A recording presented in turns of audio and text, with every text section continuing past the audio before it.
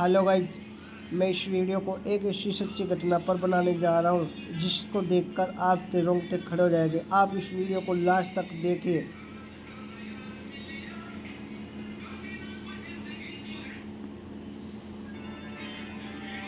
तारीख थी 15 अक्टूबर 1995। आसमान का राजा कहा जाने वाला double decker luxury plane Pan Am flight 6 अपने 70 यात्रियों और 7 क्रू मेंबर्स के साथ हवाई से सैन फ्रांसिस्को के लिए उड़ान भर चुका था। लोग अपनी सीटों पर आराम से बैठे थे। कोई किताब पढ़ रहा था, कोई खिड़की से बाहर प्रशांत महासागर की नीली चादर को देख रहा था, तो कोई अपने आने वाले कल के सपने बुन रहा था। लेकिन अचानक प्लेन के शांत माहौल में एक चीख गूंजी। एक दो नहीं बल्कि 4 नकाबपोश लोग अपनी सीटों से उठे। उनके हाथों में हथियार थे। उन्होंने प्लेन को हाईजैक कर लिया था। यात्रियों की सांसें थम गईं। बच्चों का रोना और बड़ों की घबराहट से पूरा प्लेन गूंज उठा। ये खबर जैसे ही एटीसी तक पहुंची, धरती पर हड़कंप मच गया। रेस्क्यू मिशन की तैयारियां शुरू हो गईं, लेकिन इससे पहले कि कोई कुछ समझ पाता, ठीक 5 मिनट बाद पैन एम फ्लाइट 6 रडार से हमेशा के लिए गायब हो गई। इसके पीछे का कारण, पहला तो हाईजैकर्स ने प्लेन का लोकेशन सिस्टम बंद कर दिया था, पर असली खतरा तो कुछ और ही था। एक ऐसा खतरा जिसे इंसान कंट्रोल नहीं कर सकता। प्लेन सीधा प्रशांत महासागर के सबसे बड़े और खतरनाक तूफान टाइफून के मुंह में जा चुका था। भयानक हवाएं प्लेन को किसी खिलौने की तरह उछाल रही थीं। पायलट अपनी पूरी ताकत से प्लेन को बचाने की कोशिश कर रहा था, पर अगले 2 घंटे तक प्लेन का कंट्रोल प्रकृति के हाथों में था। और 2 घंटों के इस जानलेवा संघर्ष के बाद प्लेन का एक इंजन फेल हो गया और इसके थोड़ी देर बाद दूसरा इंजन भी फेल हो गया। प्लेन आग के गोले की तरह सीधा समुद्र की ओर गिरने लगा। प्लेन समुद्र की सतह से टकराने ही वाला था कि कुछ लोगों ने हिम्मत दिखाई और हाईजैकरों को मार गिराते और टूटे हुए दरवाजे से ठंडे और अनजान समुद्र में छलांग लगा दी। प्लेन एक भयानक धमाके के साथ पानी में समा गया, लेकिन 60 लोग किसी तरह बच गए थे। उनके चारों तरफ मीलों तक सिर्फ और सिर्फ प्रशांत महासागर की डरावनी लहरें थीं। किस्मत से जहां प्लेन क्रैश हुआ था, उससे बस 100 मीटर की दूरी पर एक चट्टान समुद्र से बाहर निकली हुई थी। सबने अपनी बची कुची ताकत लगाकर उस चट्टान पर पनाह ली। भीगे हुए, कांपते हुए, डरे हुए, वे 60 लोग उस छोटी सी चट्टान पर एक दूसरे से लिपटे हुए थे। उनके पास न तो कोई फोन था, न कोई सिग्नल, न कोई उम्मीद। प्लेन का मलबा भी गहरे पानी में डूब चुका था। तभी एक पैसेंजर को याद आया कि उसके बैग में एक दूरबीन थी जो किसी तरह उसके साथ बच गई थी। उसने कांपते हाथों से दूरबीन उठाई और चारों तरफ देखने लगा, और तभी उसे एक उम्मीद की किरण दिखी। लगभग आधा किलोमीटर दूर धुंध में लिपटा एक छोटा सा द्वीप। वो चिल्लाया, आइलैंड! वहां एक आइलैंड है। जो लोग तैरना जानते थे, उन्होंने एक पल भी नहीं गवाया। उन्होंने मौत के इस महासागर में फिर से छलांग लगा दी। नीचे खतरनाक शार्क थीं, ऊपर ऊंची ऊंची लहरें, लेकिन जीने की इच्छा इन सबसे बड़ी थी। घंटों की मशक्कत के बाद सिर्फ 15-20 लोग ही उस द्वीप के रेतीले किनारे तक पहुंच पाए, बुरी तरह थके हुए लेकिन जिंदा। द्वीप पर पहुंचे लोगों ने एक पल भी आराम नहीं किया। उन्हें पता था कि चट्टान पर फंसे बाकी लोगों को यहाँ लाना होगा, वरना वे लहरों या भूख प्यास से मर जाएंगे। उन्होंने द्वीप पर पड़ी सूखी लकड़ियों और बेलों को इकट्ठा किया और किसी तरह एक काम चलाऊ बेड़ा बनाया। उस टूटे फूटे बेड़े को लेकर वे दोबारा उस जानलेवा समंदर में उतर गए। एक एक करके कई चक्कर लगाकर उन्होंने चट्टान पर फंसे हर इंसान को द्वीप पर पहुंचाया। जब सारे 60 लोग उस अनजान जमीन पर इकट्ठा हुए, तब जाकर उन्हें अपनी असली हालत का एहसास हुआ। ये कोई जन्नत नहीं थी, ये एक सुनसान वीरान द्वीप था। कुछ नारियल के पेड़, थोड़ी बहुत जंगली झाड़ियां और चारों तरफ सिर्फ रेत। न खाने का कोई इंतजाम, न पीने के पानी का कोई स्रोत। निराशा के बादल उन पर छा गए। कुछ लोग घुटनों के बल बैठकर रोने लगे, कुछ अपने परिवार को याद करके चिल्लाने लगे, तो कुछ यह ऐसा द्वीप था जिस पर न तो कुछ खाने का था, न कुछ पीने का था, न कोई पहनने का था। आगे देखिए। बस सिर पकड़कर बैठ गए। यकीन नहीं कर पा रहे थे कि वे वाकई जिंदा हैं या ये कोई भयानक सपना है। इसी हताशा के बीच एक स्कूल टीचर मिस्टर डेविड आगे आए। उन्होंने बुलंद आवाज में कहा, दोस्तों, अगर हम घबरा गए तो हम सब मारे जाएंगे। हमें जीना है, एक दूसरे के लिए जीना है। उनकी आवाज में एक भरोसा था जिसने टूटे हुए लोगों में एक नई उम्मीद जगाई। सब संगठित हुए और घायलों की देखभाल शुरू की गई। अब सबसे बड़ी चुनौती थी भूख और प्यास। एक नौजवान माइकल हिम्मत करके नारियल के एक ऊंचे पेड़ पर चढ़ गया और कुछ नारियल तोड़कर लाया। वो कुछ नारियल 60 लोगों के लिए कुछ भी नहीं थे, लेकिन वो सिर्फ नारियल नहीं थे, वो उम्मीद की पहली खुराक थी। लोगों ने बारिश के पानी को चट्टानों के गड्ढों में इकट्ठा करना शुरू किया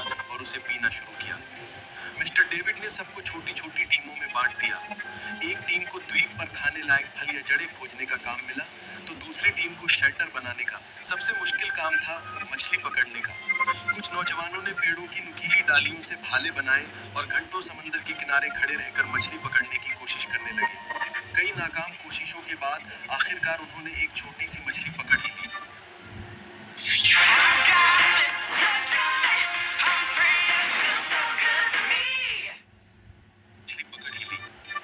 उस दिन जब उस मछली को आग पर पकाया गया तो उसकी खुशबू किसी दावत से कम नहीं थी। सबने उसका एक एक छोटा टुकड़ा खाया। वो सिर्फ एक मछली का टुकड़ा नहीं था, वो उनकी पहली जीत थी। उस पल ने उन्हें सिखाया कि अब यही उनकी जिंदगी है जहां हर चीज को बांट कर जीना होगा। दोस्तों, कहानी में आगे क्या हुआ ये जानने से पहले एक छोटी सी रिक्वेस्ट। अगर आपको ये सच्ची घटना दिल को छू रही है तो प्लीज इस वीडियो को एक लाइक कर दीजिए और चैनल को सब्सक्राइब। अगर आपको यो कहानी सच्ची लग रही है तो वीडियो को प्लीज़ लाइक और सब्सक्राइब कर दीजिए।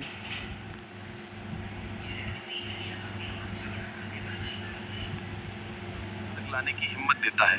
और हाँ, कमेंट्स के बगल में जो नया हाइप का बटन है उसे भी जरूर दबाइएगा। दिन हफ्तों में और हफ्ते महीनों में बदलने लगे। अब उन्हें समझ आ गया था कि मदद शायद कभी नहीं आएगी, उन्हें यहीं जीना होगा। उन्होंने पेड़ों की पत्तियों, डालियों और नारियल के रेशों से छोटी छोटी झोपड़ियां बनानी शुरू कर दी।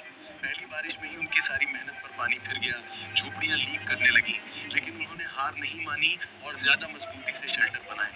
जरूरत ने उन्हें वो सब कुछ सिखा दिया जो उन्होंने कभी सोचा भी नहीं था। कुछ लोगों ने मछली को धुआं देकर सुखाना सीख लिया ताकि उसे लंबे समय तक बचाया जा सके। एक महिला जो नर्स थी, उसने जंगली पत्तों से छोटी मोटी चोटों और बीमारियों का इलाज करना सीख लिया। उन्होंने फैसला किया कि अगर यहाँ जीना है तो भविष्य के लिए सोचना होगा। उन्होंने नारियल के बीजों को द्वीप के चारों तरफ बोना शुरू किया, जंगली पौधों की कलमों को लगाना शुरू किया। उन्होंने समंदर के किनारे रेत पर नारियल के पेड़ों को गिराकर एक बहुत बड़ा हेल्प लिखा, इस उम्मीद में कि शायद कोई हवाई जहाज इसे देख ले। एक दिन दूर आसमान में एक जहाज दिखा भी। सब पागलों की तरह चिल्लाए, आग जलाकर धुआं किया, लेकिन जहाज ने उन्हें नहीं देखा और गुजर गया। उस दिन कई लोगों की उम्मीद पूरी तरह टूट गई। शुरुआती 2-3 महीने सबसे कठिन थे। अनजान द्वीप का माहौल, खाने की कमी और साफ पानी न होने की वजह से बीमारियां फैलने लगी। निराशा और अकेलेपन ने कई लोगों को मानसिक रूप से तोड़ दिया। एक एक करके 10 लोगों ने दम तोड़ दिया। हर मौत उनके लिए एक गहरा सदमा होती। वे अपने साथी को अपने हाथों से रेत में दफनाते और असहाय होकर रोते। अब वो 60 से 50 रह गए थे। उधर बाहरी दुनिया में महीनों के सर्च ऑपरेशन के बाद भी जब पैन एम फ्लाइट 6 का कोई सुराग नहीं मिला तो सरकार ने उन्हें मृत घोषित कर दिया। उनके परिवारों के लिए शोक सभाएं हुई, अखबारों में उनके नाम छापे गए। दुनिया के लिए वे 77 लोग अप्रशांत महासागर की गहराइयों में दफने एक दर्दनाक याद बनकर रह गए थे। उन्हें नहीं पता था कि उनमें से 50 लोग अभी भी एक अनजान द्वीप पर हर दिन मौत से लड़ रहे थे, इस उम्मीद में कि कोई उन्हें बचाने आएगा। लेकिन दुनिया उन्हें भुला चुकी थी। ये उनके संघर्ष का सबसे काला अध्याय था, जब उन्हें लगा कि वे अब हमेशा के लिए यहीं फंस गए हैं। 2 साल बीत चुकी थे, जिंदगी अब एक ढर्रे पर आ गई थी। उन्होंने जीना सीख लिया था। और फिर उस वीरान द्वीप पर एक चमत्कार हुआ। एक महिला ने एक स्वस्थ बच्ची को जन्म दिया। उस बच्ची की पहली किलकारी ने पूरे द्वीप के माहौल को बदल दिया। जहां अब तक सिर्फ मौत और निराशा थी, वहां अब जिंदगी का संगीत गूंज रहा था। हर कोई उस नन्ही जान को देखने आया। उनकी आंखों में इस द्वीप पर अब खुशी का मोल था और उन्होंने भविष्य के लिए बच्ची को और बच्ची के लिए जीना शुरू कर दिया। देखिए, आंसू थे, लेकिन इस बार ये आंसू खुशी के थे। उस बच्ची ने सबको जीने की एक नई वजह दे दी। वो सिर्फ एक बच्ची नहीं थी, वो इस बात का सबूत थी कि सबसे मुश्किल हालातों में भी जिंदगी हार नहीं मानती। वो उनकी उम्मीद की नई मशाल थी। लोगों ने उस दिन को एक त्योहार की तरह मनाया, क्योंकि 2 साल बाद मौत पर जिंदगी की जीत हुई थी। अब उन्हें सिर्फ खुद के लिए नहीं, बल्कि इस नई पीढ़ी के लिए भी जीना था और इस द्वीप को एक बेहतर जगह बनाना था। देखते देखते 10 साल गुजर गए। द्वीप पर अब जिंदगी का एक सिस्टम बन चुका था। मिस्टर डेविड ने बच्चों के लिए एक छोटा सा स्कूल खोल दिया था, जहां वे उन्हें पढ़ना, लिखना और दुनिया के बारे में बताते थे। उस दुनिया के बारे में जिसे इन बच्चों ने कभी देखा ही नहीं था। सबने अपने अपने काम बांट लिए थे। कुछ लोग मछली पकड़ते, कुछ खेती करते, कुछ बच्चों की देखभाल करते। उन्होंने अपने मनोबल को बनाए रखने के लिए प्लेन क्रैश की बरसी को सर्वाइवल डे के रूप में मनाना शुरू कर दिया। उस दिन वे गाना गाते, कहानियां सुनाते और उन साथियों को याद करते जो अब उनके साथ नहीं थे। इन 10 सालों में द्वीप पर 5 और बच्चों का जन्म हुआ, लेकिन इस दौरान बीमारियों और हादसों में 7 और बड़े लोग अपनी जान गंवा चुके थे। अब द्वीप की कुल आबादी बच्चों को मिलाकर 48 थी। एक दिन फिर वही हुआ। आसमान में एक प्लेन की गूंज सुनाई दी। सब फिर से दौड़े, फिर से चिल्लाए, लेकिन नतीजा वही रहा। प्लेन उन्हें बिना देखे गुजर गया। बार बार मिलती निराशा ने अब उन्हें तोड़ना बंद कर दिया था। शायद उन्होंने इसे ही अपनी किस्मत मान लिया था। पूरे 13 साल बीत चुके थे। जो बच्चे द्वीप पर पैदा हुए थे वे अब किशोर हो चुके थे। उनके लिए यही दुनिया थी, यही घर था। जो बड़े थे वे अब बूढ़े हो चले थे। उनके चेहरे पर संघर्ष की लकीरें साफ दिखती थीं। फिर एक सुबह एक ऐसी आवाज सुनाई दी जिन्होंने 13 सालों में फिर उन्हें एक ऐसी आवाज़ सुनाई दी जो उनकी उम्मीद और उनका साहस को बुलंद करने वाला था। और उनकी उम्मीद थी। एक हवाई जहाज आया। देखे नहीं सुनी थी। एक बड़े जहाज के हॉर्न की आवाज। पहले तो उन्हें यकीन ही नहीं हुआ। उन्हें लगा कि ये भी उनका कोई वहम है। लेकिन जब आवाज दोबारा आई तो सब पागलों की तरह समंदर के किनारे की ओर भागे। उन्होंने अपनी पूरी ताकत से आग जलाई, चिल्लाए, हाथ हिलाए। उनकी आंखों में एक आखिरी उम्मीद की चमक थी। और इस बार चमत्कार हुआ। जहाज ने उन्हें देख लिया था। जहाज रुका और उनसे कुछ दूर लंगर डाल दिया। उस पल को शब्दों में बयां नहीं किया जा सकता। 48 लोग एक दूसरे को पकड़कर रो रहे थे, हंस रहे थे, चिल्ला रहे थे। 13 साल का लंबा भयानक इंतजार खत्म हो गया था। जब रेस्क्यू टीम नाव से द्वीप पर पहुंची तो उनकी आंखों में भी आंसू थे। वे उन लोगों को देख रहे थे जिन्हें जब रेस्क्यू टीम उनके पास पहुंची तो उन लोगों को देख रहे थे जो गुजर चुके थे। देखे दुनिया मरा हुआ मान चुकी थी। जब वे 48 लोग वापस शहर लौटे तो दुनिया हैरान रह गई। वे अब पहले जैसे इंसान नहीं थे। शहर की चकाचौंध, गाड़ियां, इमारतें, सब कुछ उन्हें अजीब लग रहा था। उनकी कहानी किसी को भी यकीन नहीं हो रही थी जब तक कि एक सर्वाइवर की डायरी सामने नहीं आई। उस डायरी में 13 साल का हर एक दिन, हर एक संघर्ष और हर एक मौत और हर एक जन्म का हिसाब लिखा हुआ था। जब मीडिया ने उस डायरी के पन्नों को दुनिया के सामने रखा तो हर कोई रो पड़ा। ये इंसान के हौसले, हिम्मत और जीने की जिद की एक अविश्वसनीय दास्तां थी। इस सच्ची घटना पर बाद में इस घटना से हमें सीख मिलती है कि हमें कभी भी उम्मीद नहीं छोड़नी चाहिए। देखें एक किताब भी लिखी गई जिसका नाम था the lost survivors of flight 6, 13 years on the island.